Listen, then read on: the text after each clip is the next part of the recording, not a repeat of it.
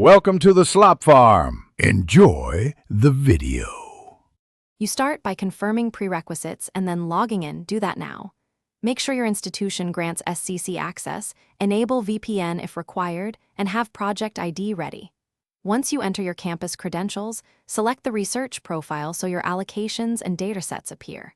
If prompted, accept terms of use and two-factor prompts. This prevents interruptions later. Keep a note of your allocation name because you'll reference it in subsequent jobs. And now move to prepare your workspace and data staging. Once data is staged, you configure the job script that runs on SCC. This is where details matter. You write a submission script specifying modules, CPU, memory, GPUs if needed, and wall time. Explain why each resource is chosen so you don't waste allocation. Then test locally or on a short debug queue to catch errors. Make sure your input and output paths point to the staged project space.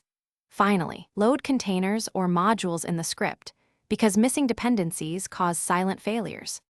You submit the job and then actively monitor progress. Don't assume success.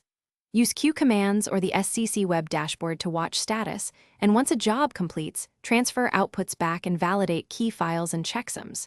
If results look wrong, inspect stdir and stdout logs for hints. Often a missing module or wrong path is the culprit. If a job fails, rerun a scaled-down test, tweak memory or wall time, and resubmit. This iterative approach resolves most problems quickly. Thanks for watching. Consider subscribing if we helped you today.